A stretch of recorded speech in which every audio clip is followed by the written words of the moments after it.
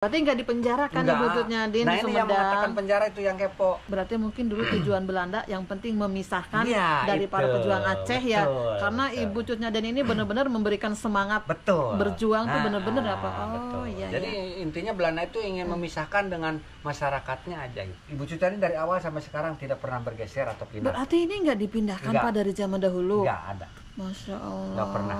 Datang ke Sumedang itu tahun berapa itu Pak? Ibu Cutnyadin pada tahun 1906. 1906. Ya. Itu dalam keadaan sehat atau sakit-sakitan Pak? Nah, Ibu Cutnyadin tidak sakit-sakitan, ya. Kalau sakit ya, apa sakitnya? Yaitu buta itu. Apakah ada seorang guru yang sakit-sakitan bisa mengajar? Oh sempat mengajar juga Pak? Memang dia sehari-harinya ada kegiatan yaitu mengajar ngaji. Assalamualaikum warahmatullahi wabarakatuh. Bertemu lagi dengan saya Teh Mimin dari channel Pelosok Sumedang. Perjalanan saya kali ini akan menuju makam Ibu Cutnyadin, seorang pahlawan nasional dari Aceh yang wafat di Sumedang pada tahun 1908. Dari alun-alun kota Sumedang menuju ke makam Ibu Cutnyadin hanya sekitar kurang lebih 1 kilometer saja. Dan ini saya sudah sampai di lokasi. Untuk sampai di makam Ibu Cutnyadin, kita akan melewati dulu komplek pemakaman keluarga Bupati Sumedang, yaitu Pangeran Kornel atau Pangeran Surya Kusuma Adinata, Bupati Sumedang yang memerintah pada tahun 1836 sampai 1882 pada zaman penjajahan Belanda. Teman-teman, karena ini bulan puasa ya, jadi suasana nampak hening, sunyi. Biasanya kalau hari-hari biasa, bukan bulan puasa maksudnya, di Sabtu Minggu itu ramai sekali teman-teman ya. Tidak terlalu jauh dari pintu masuk tadi Gapura tadi, ini sekitar 50 meter saja kita akan segera sampai di makam Ibu Cutnyadin yang merupakan pahlawan dari Aceh. Nah, nanti kita akan lihat teman-teman, kita akan dengar kisahnya dari Bapak Kuncennya ya di sini. Kenapa makam Ibu Cutnyadin yang merupakan pahlawan dari Aceh berada di Sumedang. Nah teman-teman, ini hujan rintik-rintik ya, tapi tetap bisa masuk ya teman-teman meskipun bulan puasa ini ya.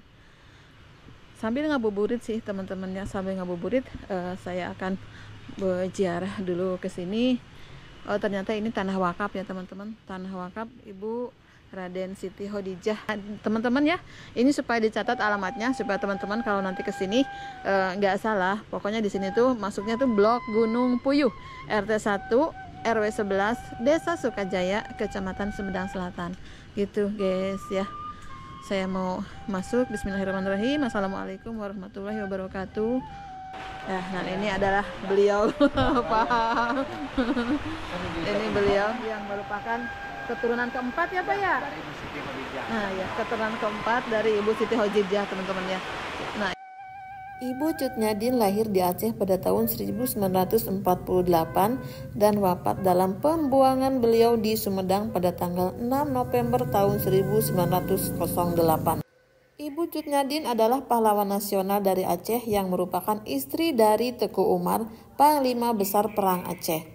Selama hidupnya, Cutnyadin telah berjuang mati-matian sebagai pahlawan putri yang setia di samping suaminya menentang Belanda dalam Perang Aceh. Setelah Teku Umar wafat, Cutnyadin meneruskan jihad memimpin perjuangan sehingga beliau tertawan oleh Belanda pada tanggal 6 November tahun 1905.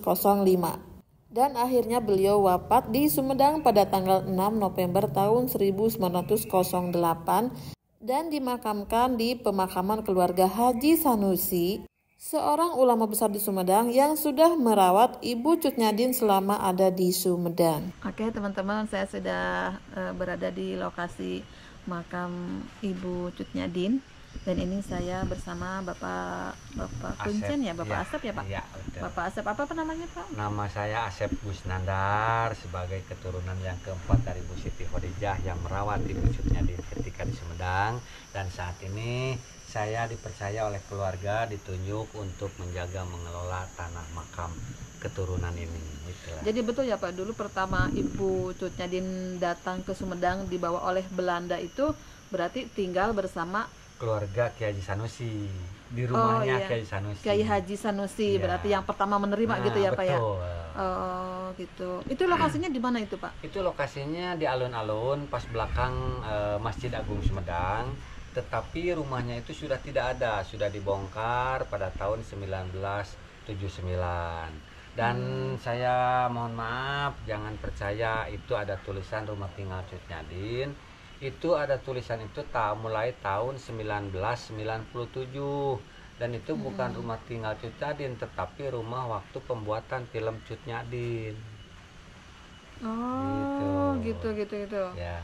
Oh iya. Jadi yang sebenarnya sudah tidak ada, sudah dibongkar. Sudah tidak ada rumah Ya. yang aslinya dulu tuh Pak. Oh Maksud saya gitu. cerita ini jangan sampai anak cucu kita dibohongin terus gitu kan. Oh iya. Berarti dari rumah yang dulu Bapak Haji Sanusi ke sini agak jauh dong ya Pak ya Iya. dulu?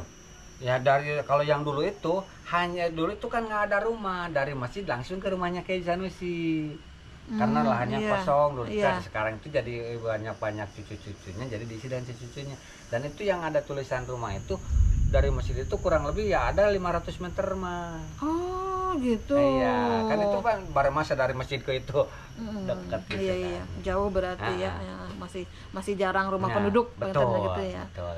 Oh iya. Berarti Bapak Kiai Haji Sanusi ya? Iya, yang menampung Cut Nyadin ini beserta pengawalnya itu. Dan berarti ini lahan milik pribadi Bapak Iya, Haji? betul. Dan sekarang sudah saya sertifikatkan. Oh itu. Iya. Berarti dari zaman dahulu Pak di sini. Iya.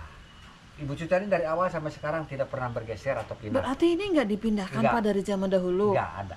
Masya Allah. Nggak pernah. Gitu. Begitu. Iya. Oh iya. Oke.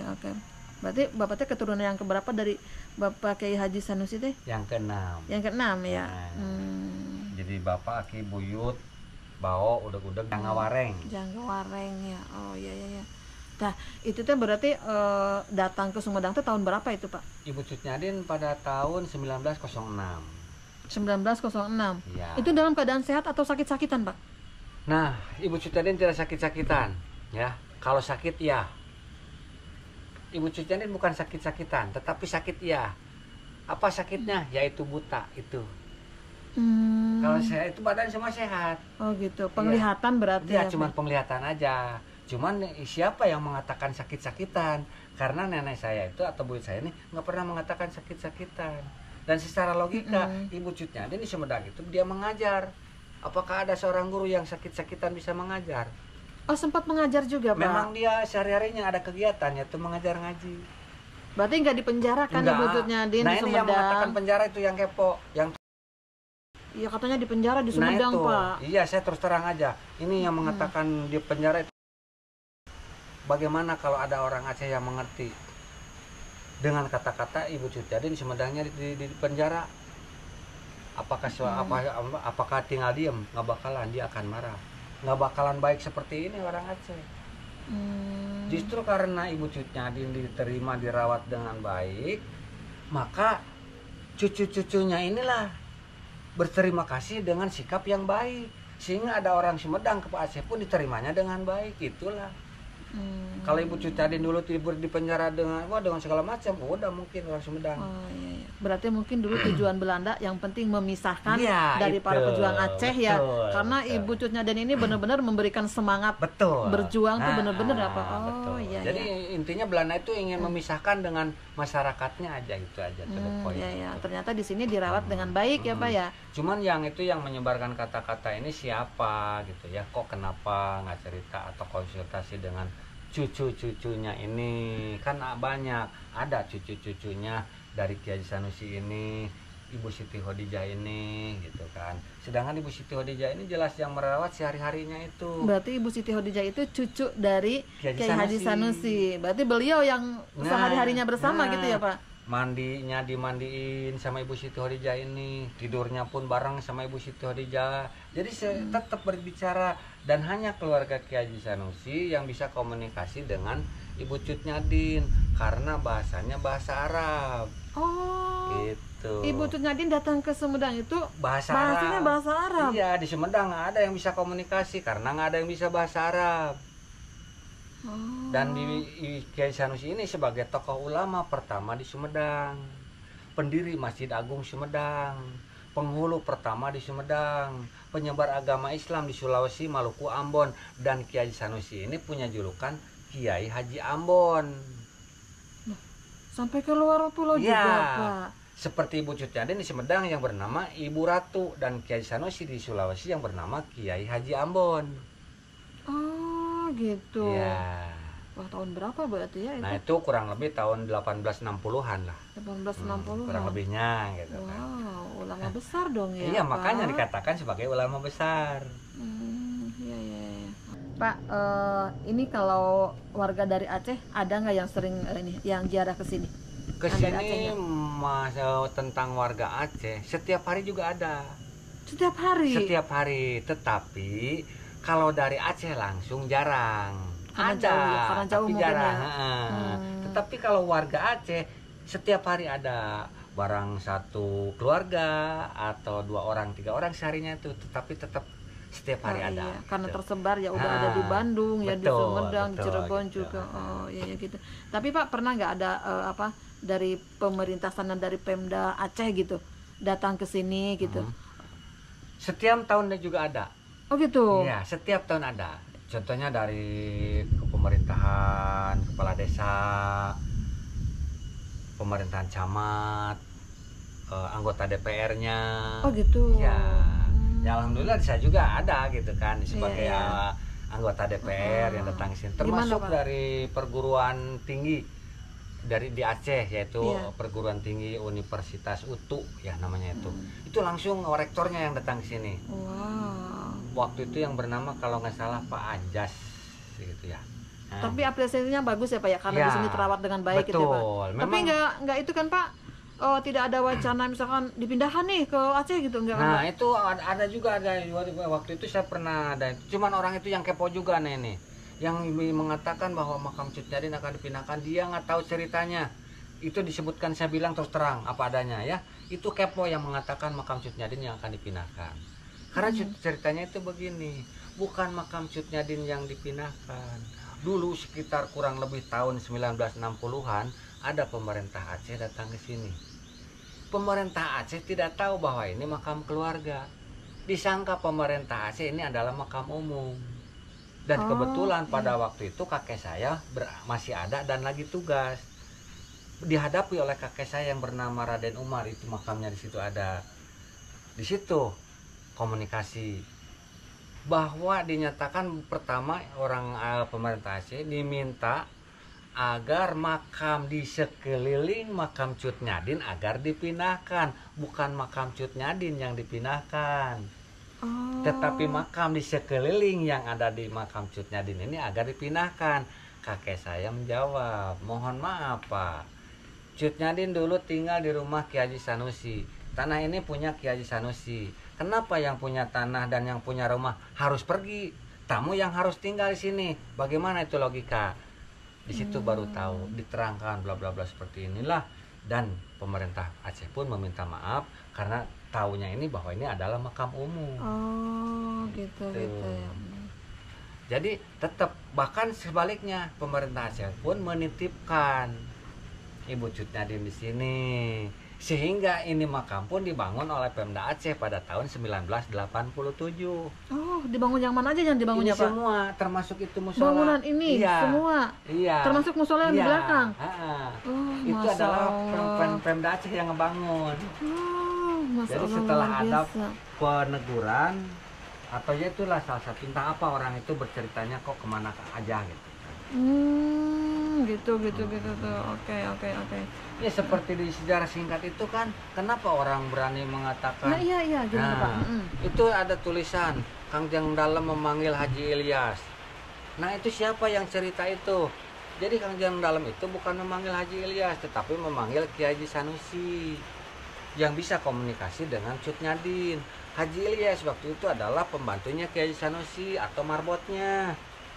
Nah kemudian di situ tertulis Cut Nyadin tinggal di rumah Hajah Soleha. Siapa itu Soleha? Nggak kenal, nggak tahu siapa-siapa. Oh Ya. gitu. Berarti itu sejarah yang tertulis ini, mohon maaf agar disebarkan ya. Itu sejarah yang tertera. di lokasi makam Cut Nyadin, satu merendahkan, dua menghilangkan jasa Kiai Haji Sanusi. Ini adalah tanah Kiai Haji Sanusi. Saya sebagai cucunya tidak terima ada nama itu, apalagi soleha. Oh gitu. Ya. Kumaha ceritanya ya ini? Nah itulah. Gimana ini? Siapa yang membuat tulisan Makanya, itu? kalau pingin lebih jelas, pingin misalkan ibu sebagai konten pe YouTube, saya banyak mengucapkan terima kasih untuk menyebarkan ini. Tetapi yang seandainya untuk lebih jelas, lebih tahu, lebih banyak, pingin lebih banyak tahu, silahkan datang ke lokasi makam ini dan saya akan menghadapi. Oke. Akan memberikan penjelasan ya Pak ya, penjelasan sesuai dengan sejarah. Nah, biar mengerti, biar jelas. Itu dari tahun berapa itu Pak dipasang itu? Itu tahun 2013. 2013. Berarti saat itu Bapak ada dong di sini? Belum. Waktu itu bapak saya. Oh, gitu. Bapak saya juga udah bercerita kepada pemerintah, tetapi pemerintah pun tidak menanggapinya. Karena kurang pengertian atau gimana, atau pengertiannya mana. Nah, sekarang saya dibantu, waktu itu ada pengunjung, saya kira orang-orang biasa gitu ya Bu ya. Nggak menyangka dia itu bahwa dia itu seorang pengacara. Tetapi saya tanya, dia nggak menyebutkan namanya. Saya bertugas di pengacara. Gini. Pertama saya ceritakan sejarah seperti ini. Iya. Kemudian dia ke depan baca itu. Nah, setelah baca memanggil saya. Pak, saya mau tanya sekali lagi, katanya. Mana yang jelas dan mana yang benar? Saya bisa menilai. Bapak keturunan dari siapa? Saya keturunan dari yang punya tanah ini, Pak. Siapa? Pertama ini turun. Oke, saya mengerti. Terus yang bikin cerita ini siapa? Nggak tahu, Pak. Udah ada. Bapak saya juga nggak tahu siapa itu. Nah, ini cerita pertama sebutkan tadi. Kangjeng Dalam memanggil Haji Ilyas. Siapa itu Haji Ilyas? Yaitu pembantunya atau marbotnya Kiai Sanusi. Oke. Kemudian Ibu Cut Nyadin tinggal di rumah siapa? Di rumah Kiai Sanusi. Kenapa itu dia ada ditulis di rumah Haja Soleha? Nah, betul, ya. Kemudian di situ, kenapa? Ini Ibu Cut Nyadin kegiatannya sehari-harinya apa? Mengajar. Kenapa ya beliau mengaji? Terus ini Pak, kalau masalah jalan ini Pak, jalan ini udah nggak ada kendala ini akses ke sini. Nah, ini jalan sebetulnya ada juga kendala dari atasnya. Ini mulai dari arah jalan provinsi, satu tidak ada arah petunjuk ke lokasi makam Cut Nyadin, sehingga banyak tamu yang kesasar yang mau tujuan ke makam Cut Nyadin. Nah, kedua, di gerbangnya itu ini kan makam pahlawan, makam besar, ya makam tokoh. Kenapa tidak ada tulisan makam pahlawan Cut Nyadin? Keduanya itu sehingga menimbulkan kesasar juga. Nah, itu kenapa tidak pemerintah ini? Saya udah laporan dari dulu, tidak pernah digubris, tidak pernah memasang ada petunjuk ke makam Cut Nyadin. Ini saya atas laporan dari pengunjung. Kenapa Pak tidak dipasang? Kenapa Pak tidak dipasang? Itu dari pengunjung. Ya saya cuman bisa apa adanya gitu kan. Oh, nggak bisa ya Pak dipasang sama kita, nggak bisa ya? Nggak bisa. Bisa sih bisa, cuman nggak bakal lama. Seolah-olah nggak elit. Bisa aja sama saya dipasang. Besok lusa hilang, nggak ada yang bertanggung jawab. Hilang Kalau itu hilang. Bisa tulisan. aja kan, seolah dicabut aja sama orang yang benci sama yang sirik. Karena kebanyakan yang benci sama sirik. Dicabut aja itu kan, saya nggak tahu mau cari kemana. Tapi kalau oleh pemerintah yang pasang ada undang-undangnya, pasti dicari akan kena hukumnya.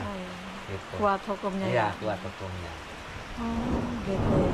Nah, kalau pemerintah ngasih izin sama saya, tolong nih kasih undang-undang sekian, mengganggu tulisan ini akan kena sanksi atau hukuman apa, nah, baru saya akan bikin. Iya. Tapi kan dari pemerintah nggak ada untuk itu. Padahal itu ya tinggal butuh bantuan untuk kekuatan hukum aja ya Pak ya. Saya minta kekuatan hukum aja untuk tulisan itu. Iya. Nah teman-teman, saya akan lihat lokasi musolanya. Musola ini dibangun oleh pemerintah dari Pemda Aceh ya teman-teman. Ini juga termasuk dari sana dari pemerintah Aceh dibangun makam Ibu Cut Nyadin ini. Makanya bentuknya ini model-model dari sana teman-teman ya. Bangunannya itu ala-ala Aceh gitu teman-teman. Sekarang kita mau lihat musolanya ke sebelah sini. Pak, ini musolanya juga dibangun dari sana ya Pak? Biaya dari Pemda Aceh ya? Sama makam. Oh iya.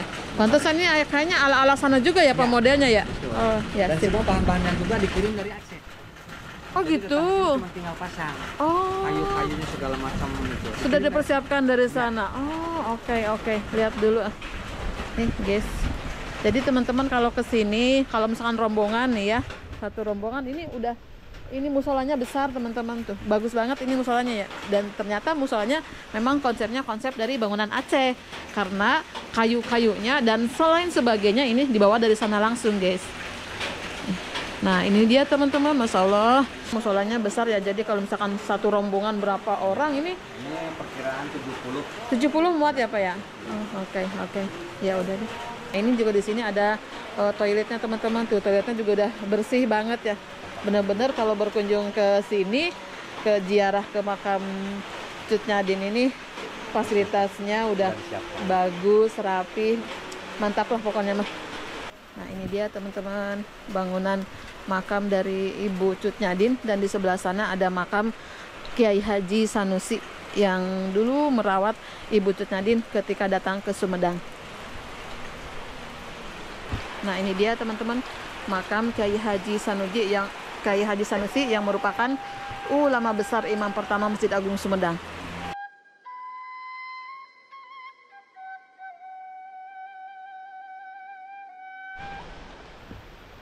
Oke, teman-teman, sekarang saya mau pulang ya.